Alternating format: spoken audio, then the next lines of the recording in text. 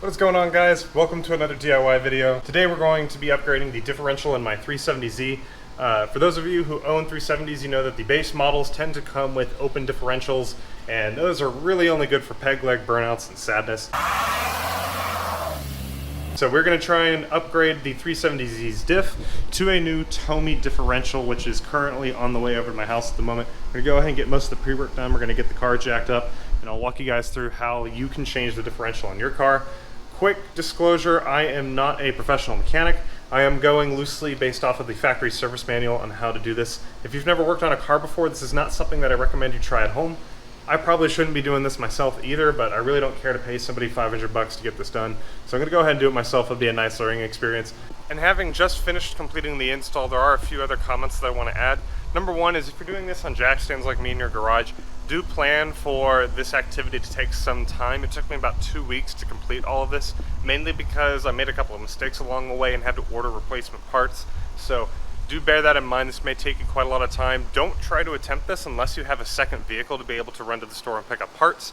I ended up making trips to the hardware store and an auto parts store probably 5 times, I think, in the course of doing this. So also make sure that you do have some backup transportation, because you will probably be leaving this on jack stands overnight for quite a while. If you're doing this in a shop and you're confident you already have all the tools, it may only take you a day if you have some help. So just keep that in mind. Number two is, don't attempt this unless you have the factory service manual. You're going to need to make sure that you have all the torque specs and everything that you're going to need to be able to rebuild the differential up to spec. Do not just bolt everything back together and assume that you're going to be correct. You are making a several $100 investment here with your differential. Could even be a few $1,000s, just depending on what sort of setup you have. So you do want to make sure that you install it correctly. Do not risk just reassembling everything and thinking that your differential is going to be fine. The differential casing is basically like a bomb. If even one bolt gets loose whenever you're undoing things, it may end up getting caught in the teeth. It'll explode the ring gears, possibly send shrapnel flying outside of the car. So be careful that you're following all the specs whenever you're reassembling your differential. Now, with that all said, let's go ahead and get to the install. So of course you first need to get your car jacked up into the air, and you want to make sure that it is absolutely secure, because as I said, you may be leaving this up for a couple of days, just depending on how fast you end up working on your car. Also make sure that the rear of the car is jacked up fairly high, because you are going to need to be able to clear the differential housing underneath the rear axle when it is on the jack. You will next need to unbolt a couple of bolts that are on the V-frame. I had a little bit of difficulty with this because mine were grinded down because the car is lowered, so I ended up having to use them out to try and hammer on the crescent wrench. But you'll need to go ahead and undo these so that way we can remove this bit of frame here. You'll then have 4 more bolts holding up this piece of frame to remove. You'll have 4 here near the exhaust, as well as 2 off to the sides. Remove these bolts and then you should be able to drop this piece of frame. Next, you'll want to go ahead and remove your exhaust from the catalytic converter's back. This will vary depending on if you have the stock exhaust or if you have a modified exhaust like I do. I went ahead and supported the mid-pipe with a jack while I was undoing the rest of it, so I could drop it all down in one piece without putting too much strain on the rear of the exhaust. You'll also want to, of course, go ahead and undo the mufflers as well, just to get everything out of the way so that we can drop the diff as well as the prop shaft a little bit easier. We will then remove the last couple of bolts that are holding up the bit of V-frame here, and then we should be able to drop this as one piece. And now that we have unobstructed access to the differential, we'll go ahead and drain out the oil. The drain plug does take a fairly large hex bit. I found one that took a 1/2 inch drive, so I was able to use a socket wrench to be able to undo this. You'll go ahead and let all of the oil drain out, and sometimes this can be easier if you undo the filler plug. That'll allow the oil to drain a little bit easier. Now, I'm sure some of you viewers are probably going to leave a nasty comment about what I'm about to say, but I honestly don't think that marking the half axle positions like I'm doing here really makes a difference. There are only 2 sensors that are attached to the half axles, and they are for the traction control system to check slippage in the tires, and those are not position sensitive, so there's really not a whole lot of reason to actually be marking these. I'm just doing this because it's good practice and it's what people have always been doing, but I really don't think you need to be worried about this. Same thing with the crankshaft. Not really horribly important that you mark the position, but I am doing it anyways. I mean, if you think about it, what happens if you need to replace a crankshaft or a half axle? Like, what orientation are you supposed to use it in? It's not attached to anything. But anyways, I've gone ahead and marked them here just to do it, and then afterwards you need to go ahead and start loosening up the bolts that are attached to the half axles. and it's going to be difficult to get to all 6 of them at the same time in the same position here. So what you'll want to do is you'll want to release the parking brake, and then you can rotate the drive shaft around to be able to access some of the other bolts that you can't get to. And then just go ahead and undo everything, and then you should be able to drop the half axles. Before you do that though, you may want to support the weight of these axles using some zip ties like I did here. This will keep all of the weight off of the CV joint and will prevent any further damage to the joint as you end up putting a lot of stress on it if you just let it dangle. And before you drop the drive shaft, do make sure that you remove this piece of aluminum, otherwise you'll just bend it up. And then you'll probably want to prop the drive shaft up on something, a cardboard box or whatever you happen to have laying around. That way the transmission isn't having to support most of the weight, and it'll mean that you can leave the prop shaft in the transmission and you won't have to remove it completely. I didn't do this initially, but I did eventually prop it up using a cardboard box that I had laying around. There will also be 2 TCS sensors attached to the differential cover that are monitoring the half axle rotation. You'll want to go ahead and remove these from the diff cover, and then tuck everything out of the way. Make sure that there are no wires or anything hanging out, because we are going to be drilling through the rear diff mount. You can also disconnect them from the harness if you want to, and then just take them out completely, but I went ahead and just tucked it away so that way they're not in the way. Next, we need to remove this torsion bar that runs underneath the differential. You might be able to get away with not removing this, but it is going to make dropping the differential much easier. There are 6 bolts in total, 3 on each side. There is one here connected to the connecting rod. You'll need to use a crescent wrench to hold the back side in place while you are undoing the bolt on the front. And then there are also 2 bolts here off to the side, which you'll also need to remove as well. Remove these 3 bolts both from the driver's side and passenger side, and then you should be able to remove the bar. We can now start unbolting the differential, beginning with the rear mount. This is torqued down pretty tight, so you may need to use a breaker wire to be able to remove this. Just go ahead and unbolt it and remove the nut. At this point, we want to go ahead and jack up the differential a little bit just to get the weight off of the mounting points. So when we undo these bolts, the differential won't just fall out. You have 2 options here. You can either use a transmission jack like I am using. This has a lot of surface area to be able to crater the differential and prevents it from falling off to one side. Or most of you will probably have a floor jack. This is fine, but it's going to be very difficult to balance the differential on this thing, and you really don't want to be off to the side of it when it falls over, because this thing weighs like 100 pounds.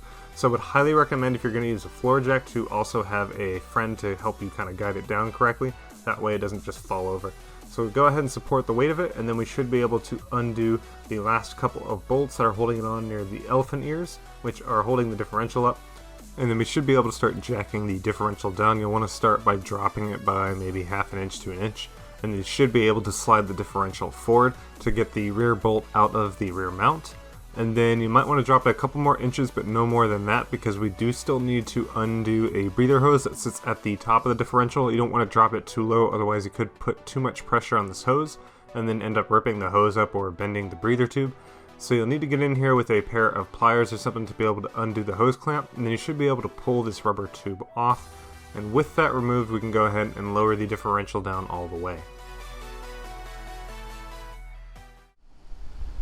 Alright guys, so it is day 2 of this project, and we finally have the differential out. I just pulled this down with my transmission jack. If you are doing this on your own, a transmission jack is probably going to be a necessity, just because it has a much larger plate down here to be able to support this. If you're trying to do this with a floor jack, you probably need to have at least one extra hand just to help kind of guide it down, or otherwise this thing will fall off and you don't want to have your hands or anything underneath it, because it is really heavy. I don't know how much this thing weighs. It's probably upwards of 70-80 pounds at least. Difficult to tell. But now that we have the differential out, we're going to look at installing the white line bushings in the back of the car. So we'll go ahead and get those out and get those installed. So as I stated, I am replacing the OEM differential bushings with polyurethane ones. The idea being that the polyurethane is more durable and helps reduce wheel hop and overall vibration of the differential. This is going to be a real pain in the ass to do, especially this rear one, because it does take quite a lot of time and effort to remove it. I started off by drilling some holes in the rubber differential to try and free up the center core a little bit. And just to warn you guys, and I already knew about this going in, but I completely forgot about it, these things are filled with a silicone fluid, and that fluid is really nasty stuff. It smells terrible, and it also stains the garage floor. So just be ready to catch this stuff inside a cup or something, and if you do happen to spill any, try and wipe it up as soon as possible before it ends up leaving a permanent mark. The name of the game here is to remove as much of the rubber materials surrounding the center metal core as possible. The idea being that once we can get most of the material removed, we should be able to just pull the metal core out, and then we can use a reciprocating saw to remove the outer metal ring. This piece of the bushing is mostly rubber, but you do also have a very hard plastic or some other material that holds in the center of the core. So trying to drill through this can be a bit tough, and it did end up putting quite a lot of strain on my drill. Alright, so I've been working on trying to drill this guy out for some time now. I spent at least 30 minutes to an hour just kind of trying to drill through it. And I'm having kind of a hard time trying to get like full coverage so I can pop this thing out. It's just starting to smoke up a lot from the heat from the blade and just kind of melting a lot of the silicone and things in there, slowly kind of, catching it on fire. So I'm kind of tired of messing with that, so I've kind of made a makeshift bushing puller here. It just consists of a couple of bolts here on either end of a piece of sheet steel. I wouldn't call it sheet. It's probably maybe, I don't know, a 1/16 of an inch thick or so. So I've got a couple of 2.5 inch bolts here that I'm going to mount up against the frame on either side of the bushing. And then I've got a longer 5.5 inch bolt here, and I'm just going to tie a nut to this side. And I'll slowly torque that nut through, and hopefully that'll pull the core of that old bushing out. And then we can take out kind of the frame once we're done pulling up the center core. So with this first revision of the bushing puller, I went to attempt and remove the center core.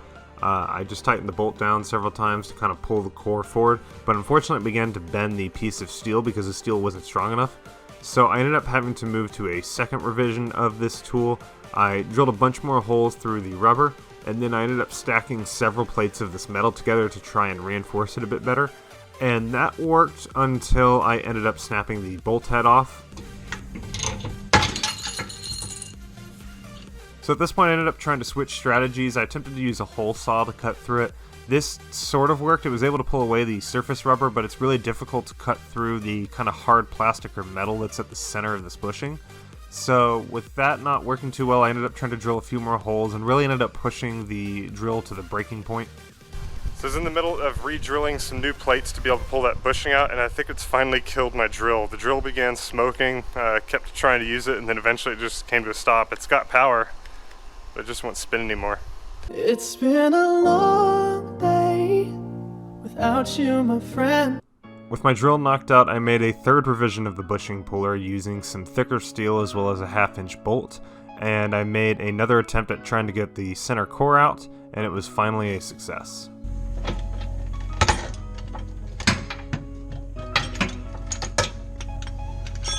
Yes! And with the center core removed, you should be able to maneuver a sawzall blade into the bushing hole now to cut away at the collar. This should really only take you 5 minutes and you need to make a clean cut all the way through. I ended up spending more time on this than I should have because I didn't actually get a complete cut here. But once you've actually sawzalled all the way through the collar, you should be able to tap it out using a flathead screwdriver. Again, make sure that you have made a clean cut like I show here, otherwise you won't be able to simply tap it out. With the rear bushing removed, I went to start work on the differential itself, beginning by removing the diff cover. You'll have several bolts, I think it's about 8, that you'll need to remove from this. It might be a good idea to arrange these using a piece of cardboard like I show here, because I believe a couple of them are different lengths. You want to just remember where each one went. And once you've removed the bolts, you then need to just pry away the cover. I used a flathead screwdriver. The manual tells you not to do this for risk of damaging the cover, but personally this isn't a big deal to me, A, because I'm replacing the cover, and B, it really doesn't take a whole lot of force to separate these, so you really aren't risking that much damage to it. But pry it open and then you should be able to expose the differential itself.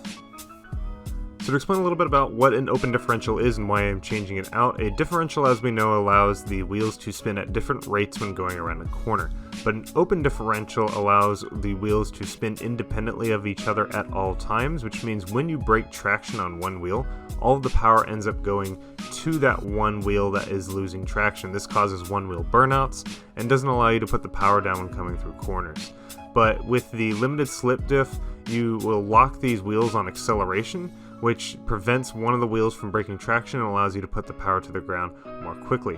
With the open diff, as you can see here, it's called open because you can actually see the gears that are inside of the differential. There are a couple of different spring gears, for lack of a better term, in here that allows the power to drive both of the wheels, but also allows them to spin independently when they need to. A limited slip differential allows the wheels to still spin at different rates when hitting the apex of the corner, but on the exit, when you are putting the power down, the wheels will lock up to help improve traction. This allows you to put the power down sooner and exit the corner much more quickly. So I went ahead and cleaned out the differential using some brake cleaner, and then I set about removing the half axles. These you should be able to use a mallet and some sort of punch, or in this case I am using a 1/2-inch drive extension to be able to drive these out. Just keep tapping away at these until you get them free, and then you should be able to remove them by hand. You don't need to use a whole lot of force, little taps with the hammer should do it. With the half axles removed, we now need to take off the brackets that hold in the carrier bearings and the differential into the housing. This is just 4 bolts that you'll remove. You will need to use a fairly thin socket here because one of the bolts does sit fairly close to the housing edge, and you want to make note of which bracket goes where. The service manual will tell you to go ahead and make a mark on one of them with the housing so you know how to reinstall it, but if you just take a picture of both of the brackets, they are actually labeled with a different number and you can see their orientation here as well. With the brackets removed, the differential is still going to be held in the housing due to the pressure from the carrier bearings, so to remove it I used a 1/2-inch extension again and a mallet to tap it out of place. By hitting the extension you are able to slowly tap the differential out of the housing. I would lay down a towel or something for it to land on if you're doing this by yourself, that way you just don't damage any of the teeth on the ring gear. For this install, I would recommend ordering a new set of carrier bearings. This will mean that you won't need to go through the struggle of trying to remove these from your stock differential, and you will not need to reuse the collars as well because you will get a new set that will be provided with you. You will, however, want to hold on to the shims that came out with the differential because you will most likely be reusing these when you install your new differential. You might also want to order ahead of time a few sets of these of different sizes. They are fairly expensive at $20 a piece, but I would order a few in different thicknesses. That way when we go to install the new differential, we will have some degree of adjustability when we are trying to set our preload. With the differential now removed from the housing, we need to remove the ring gear from the stock differential so we can install it on our new diff.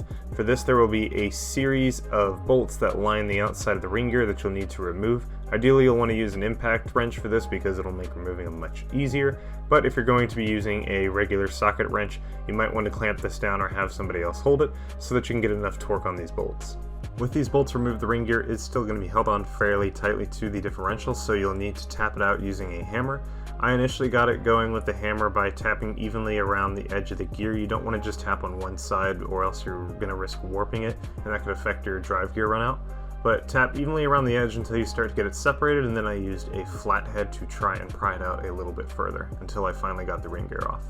You will want to leave your new differential sitting in the freezer overnight because it will allow the differential to shrink slightly, making getting the new carrier bearings on a little bit easier. So with the new differential removed from the freezer, we want to center the bearings on as well as we can by hand, and then you're going to sandwich it between 2 pieces of wood, and then you'll want to use a sledgehammer or any other hammer that you have sitting around to try and tap these bearings on. You do not want to use this hammer directly on the differential, otherwise you will risk damaging the bearings or the diff itself. Make sure you use the 2 pieces of wood to keep these protected, and feel free to be liberal with the force here because it will take quite a lot of pounding to try and get these to seat properly. So don't be too afraid to use a bit of force on this, but seat these on there as best as you can, and then you can use your old differential as a reference to see if it looks like the carrier bearings have been seated completely onto the new differential. What I am doing here is not the most scientific way of making sure that the bearings are set correctly. I'm merely just checking to ensure that the bearings are at the same height visually, because you shouldn't see a difference in the heights. There will be some degree of variance here in the widths of the differentials now with the bearings installed, but that'll be on the order of a few micrometers, and it's something that'll be taken care of later on when we go to install the new shims. With the carrier bearings now set on the new differential, we want to reinstall the ring gear by lining up the mounting holes between the ring gear and the differential, and then we will insert the old bolts from our old differential. Do not install these bolts without applying thread locker. I repeat, do not install these bolts without applying thread locker. It is really important that these bolts stay in place. If one of them comes loose, your differential is basically going to turn into a grenade, and it's basically just going to tear your diff to pieces, and that's no fun. So you just want to make sure that these are tightened down correctly. Use the thread locker so they don't come loose, and you should be good to go. When you are tightening these, you want to go in a back and forth pattern across the diff. tightening them only a couple of turns at a time. This is to limit the amount of warping that ends up going on in the ring gear, and it also prevents damage to the threads as you're able to keep the ring gear aligned properly. Don't tighten one bolt down all the way and then move on to the next one. You want to tighten them all about the same time, only a couple of turns each, and this should keep the ring gear level and get it secured properly. Before we reinstall the differential back into the car, we do want to remove the side oil seals on the diff cover. You should never reuse these whenever you are doing differential work. You should always order new ones. You can get them for about $5 or $10. Or if you order the Differential Upgrade Kit like I did, you'll already get some of these provided to you from Z1 Motorsports. So I found that the easiest way to knock these out was to use a flathead or any sort of punch, and then I can kind of tap away at it from the outside using a mallet. And this knocks them out real easy, and then you can peel any of the excess rubber out. So you'll want to go ahead and take out both of the side seals, and then we'll replace these when we install the half axles. So lowering the differential down into the housing can be tricky if you are doing this alone and by hand. You basically need to have a set of hands on either side of the differential to hold the collars on the carrier bearings. So when you start to lower it, you can't keep your hands surrounding the collars, and I ended up just dropping it into the housing. And this is a big no-no. You really shouldn't just drop it like this because you can risk damaging the teeth on the ring gear, because the differential is pretty heavy. You don't want it to just smack into the pinion gear at the back of the diff. So I actually found later on that it was easier to just sort of roll the diff into the housing instead of trying to come in from above. You can just roll it in by laying the diff sideways, and that ended up being a lot easier as I'm working by myself. I was able to go and inspect the ring gear later, and it does look like there wasn't any damage caused to it, so I got lucky there, but you shouldn't just drop the diff into the housing like I did. That was a big mistake. I've installed the diff and the collars without the shims here because it's easier to go and install them later. So to install the shims now with the differential sitting in the housing, you'll want to slide the diff all the way over to one side, and then that should make plenty of room for you to be able to slip your first shim into the housing. And then you'll want to slide the differential back over to the opposite end, and you should be able to install the second shim. The second shim is going to be a fairly tight fit if everything has been done correctly, and you do need to use a little bit of a tapping force, maybe from the end of a flathead or a small hammer, but I ended up overdoing it with a large mallet and ended up bending one of the shims. So yeah, don't make that mistake. This set me back about a week as I was waiting for replacement shims to get in, but with a set of slightly thinner shims I was able to use a little less force to tap the shim into place without bending it. So just be careful here, and you'll want to have a few extra shims on hand anyways, just so that you can accommodate the increase or decrease thickness of the differential here, because more than likely you will not have it perfectly at the same thickness as the original differential, so having a set of extra shims will be helpful here. Alright, so with those caps placed back on there, we're going to start measuring some of the different parameters on this differential to make sure that we have it installed correctly into spec. And the first thing we're going to check is the side bearing preload by seeing how much force it takes to actually spin the differential. Now, normally you'll use a proper spring gauge for this. I actually ordered one same day on Amazon, and it's 4 days later and it's still not here. And I'm getting tired of waiting for this, and apparently nobody in the area carries a proper spring gauge. So I'm going to be using a hanging scale that you normally use for like fish. It's accurate enough to look for the measurements that we're trying to find. We're supposed to get between 7.7 and 8.8 pounds of force on these bolts. So it's accurate enough for it, but trying to use this to measure the force here is going to be a bit difficult because this hook's not really meant for the bolt, and I'm going to have to try and hold it on a little bit. Is this the correct way to do this? No, but it'll work, and it should have enough accuracy for what we're looking for. So I'm going to try and attach this as securely as I can to the bolt without biasing it too much when I try and pull on it. And we'll see if we can get the correct force measurement on the drive gear here. The idea here is to hook your scale onto one of the bolts on the differential, and then you want to pull with a force that is tangent to the actual circle here. You don't want to pull too far inward or outward from the circle, or otherwise you will not get an accurate measurement. So when you do this, you should be able to get a reading of how much force it takes to be able to finally move the ring gear, and that gives you a measurement of how much preload there is. Okay, so far it seems to be spinning consistently when I hit about 8 pounds exactly of force. We're going to keep testing this a few more times just to make sure. I'm going to reiterate again because I know some of y'all are going to comment on this. This is not the correct tool to be measuring this. You're supposed to use a spring gauge, but it's all I have for now. So I'm going to do this a couple more times just to make sure that I'm still hitting 8 pounds, and if that's the case, then we are within spec as far as the carrier bearing preload goes.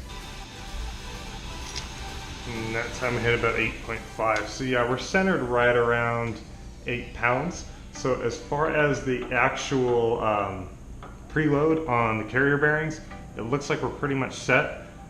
So we should be okay there.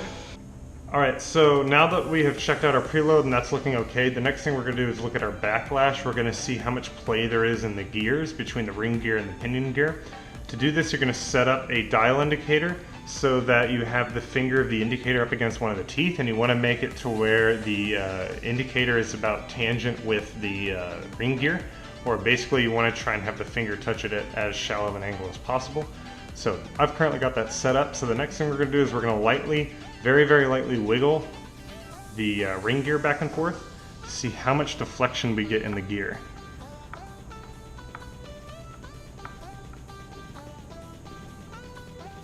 Maybe about 2, or just under 3. It's about 2.5 on the dial indicator for how far the teeth are moving. And that's not within specification because the specification calls for 0.4 to 0.6. So that means that the ring gear is pushed too close to the pinion gear. So in order to adjust this, we're probably going to need to shim the differential over this way a little bit to try and push the ring gear a little bit further away from the pinion gear. To do that, we'll add a slightly thicker shim on this side. Then we're going to have to go and remeasure our preload and make sure that it's still within spec, and then we'll have to remeasure our backlash as well. I'm going to measure the backlash a couple more times on a few of the other teeth just to verify the amount that we're getting, and then we'll have to go back and replace the shims on this side. This portion of the install process is going to be the most technically challenging, but also probably the most important part of the entire build, because you do want to make sure you get these settings correct. For me, it was a series of removing the differential, reseating the carrier bearings, trying new shims, remeasuring, taking the diff back out, pounding on it again to try and get the carrier bearings to seat a little bit further in, trying additional shims, putting it back in, and it was basically a whole cycle. Ideally, to make this easier, you would just order a ton of the shims, one from each thickness, that way you can adjust it properly. But personally, I didn't want to pay $20 a piece to get all like 10 of the shims that they sell. So in order to make small adjustments, I did end up just tapping on the carrier bearings again to get them to seat a little bit better, and eventually I did get to a setting that worked for me. Alright guys, so after quite a lot of tinkering with the different shims that I have, I was finally able to get the differential settings in place, both for the backlash and for the preload on the bearings. It took quite a lot of effort to get this done because I had to keep trying out different shim thicknesses and just constantly kind of tapping at the bearings, trying to adjust them a little bit here and there. But I've finally got a setting that works. It's looking like my backlash is currently setting at 0.5 or 0.05 inches, which is within spec. And the current preload is sitting around 7.5 to 8 pounds, somewhere in there. So it looks like we are pretty much good to go on those two parameters. Really the goal here is if your preload is too high, it means you're pushing on the bearings too much. You need to go for thinner shims on left and right. If it's too low, you need to increase the thickness of your shims. And then looking at your backlash, if there's too much backlash, if you have too much wiggle room in your gears, you need to move it closer to the pinion gear, which means shimming it to the right.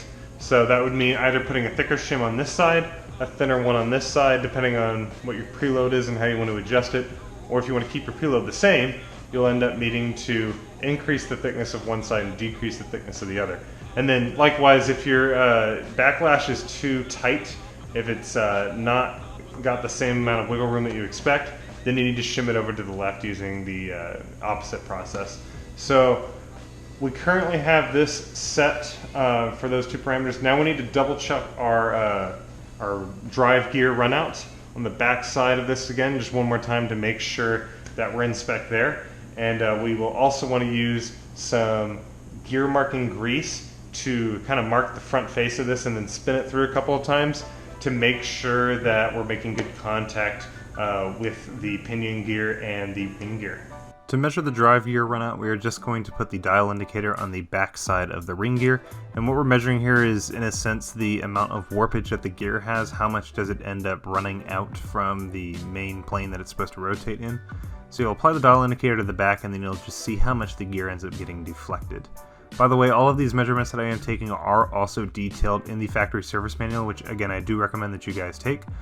This factory service manual will explain the different limits that you should be tuning the differential to, as well as how to adjust it properly if you are out of specification. So definitely make sure you pick that up, and if you do have any questions, you can always leave a comment down below.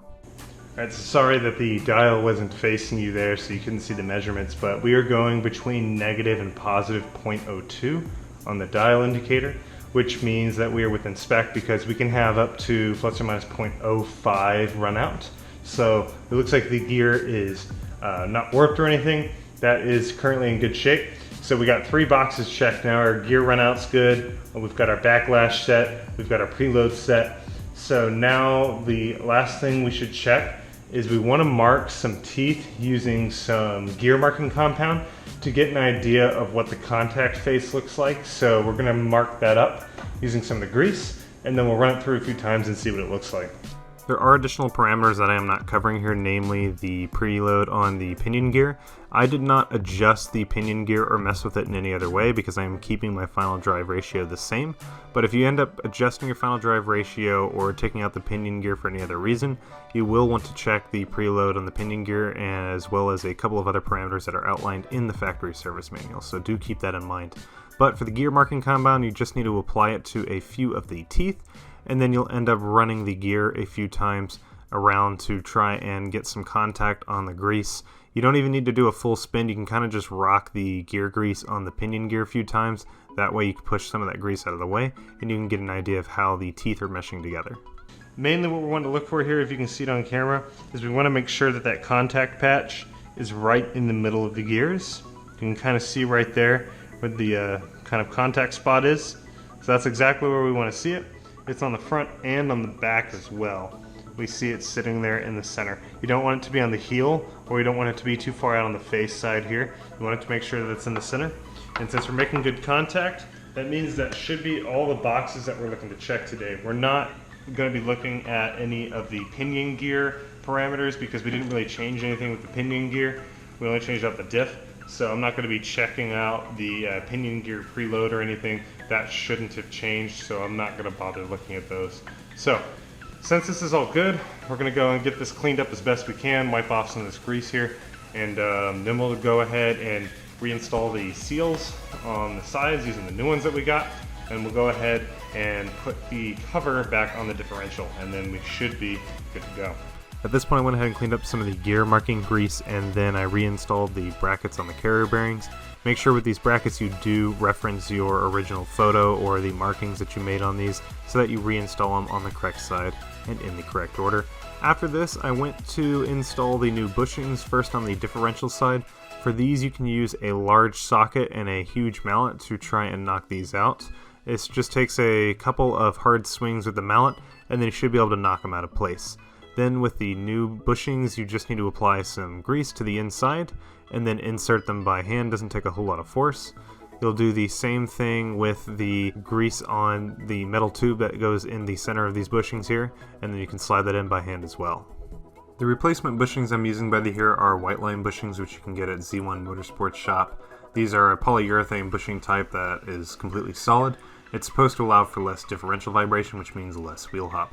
For the rear differential here, I use the exact same bushing puller that I was using earlier, but with some small modifications. Alright, I don't know if y'all can see this clearly here, but I've had to take another trip to the hardware store. I picked up a ton of these 2-inch washers here, because when I was running without the washer, it was just kind of pulling the center through and sort of warping the bearing, so to speak. So I've reinstalled the metal plate again, and I've got all these washers on this side, which y'all can see there should hopefully apply more pressure evenly to the bearing. And hopefully we can pull this through without bending it up too much. So here goes the second try. The large washers on the end of the puller are used to apply the pressure more evenly to the entire bushing rather than just pulling on the center of it and causing it to distort a little bit. You want to pull the bushing completely through until it sits flush with the other side of the frame. Returning to our differential now, we want to reinstall the half axles. Before you do this, make sure you seat the new oil seals that should have come with your differential upgrade kit. You do not want to reuse the old seals because there is a risk that you will have an oil leak here, so make sure you install new ones. These will not seat in completely by hand. You will need to end up pounding them into place along with the half axle. There is a protective tool that is often used by Nissan here to prevent any damage to the oil seal, but I unfortunately do not have this tool.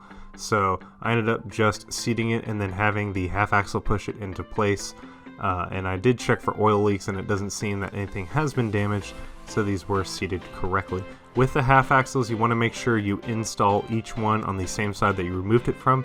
The passenger and driver side are going to be slightly different, so do look out for this. You basically just need to keep hitting the half axles with a mallet or some sort of hammer until they cease to move. Then you'll know that you've inserted them completely. You can also listen for a faint change in the pitch as well to indicate that these have been seated all the way back into the differential. We'll next want to reinstall our differential cover by first applying some ultra gray high temperature sealant. This will prevent any of the oil from leaking out of the diff and will be able to withstand the temperatures when the differential is at operating temperature. You'll want to polish off the edge of the housing a little bit first before applying this stuff, so that way you can get a nice seal with no contaminants. You will want to make some circles around the bolt holes as well. You don't want any oil getting into the threads here, so make sure that you completely surround the threads with the sealant as well.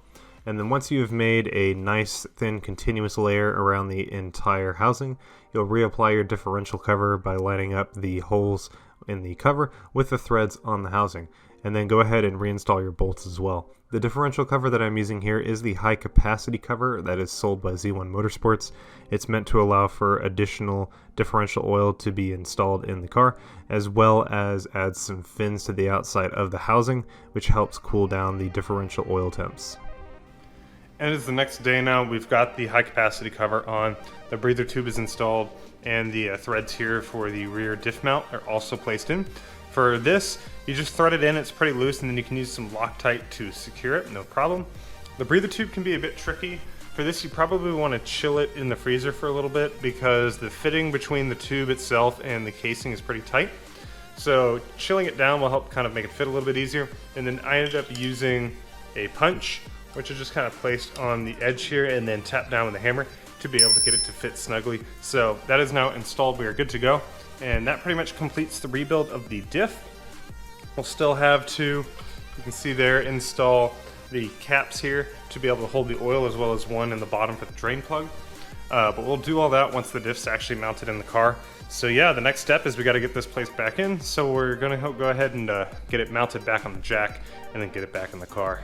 To get the jack back on the diff, I initially tried to load it on there while the jack was under the car. This is the same way that I had taken the differential out. However, I found that it was really hard to lift this thing on the jack while I was laying on the ground. So I ended up putting it back on the jack and then trying to wheel it under the car that way. But I found that I hadn't jacked the car up high enough and wasn't able to squeeze the diff back into place that way. So I ended up having to jack the car up a little bit higher. This is why it's really important to make sure that you jack the car up high in the first place. And now that I could squeeze the diff underneath here, I was able to begin jacking it up into place. If you guys are wondering why I've got a bunch of zip ties here, is to try and hold the differential on. No, this is not the same as using a chain, however it did work a little bit and increase the stability for me. Jack the differential up just high enough so that you can reinstall the breather hose as well as the hose clamp that holds it in place. Then you'll continue to jack it up so that you can get the threaded rod that is part of the rear diff mount into the bushing, and then you should be able to thread on a nut to try and hold this in place before you move to do the front two bolts on the elephant ears in the front of the diff. For this, you'll reinstall everything in the exact same order that you take it out. There should be two large flat washers that install on the bottom along with a rubber stopper, and then on the top you should have two black metal washers as well that are not quite flat, but these need to be installed in the same order to ensure that you don't get any vibrations in the diff. At this point, your differential is now mounted back in the car, and you just need to follow the reverse steps to reinstall the axles, the drivetrain, the exhaust, and the bits of frame that were removed to get to the differential in the first place, and then that will complete the install process.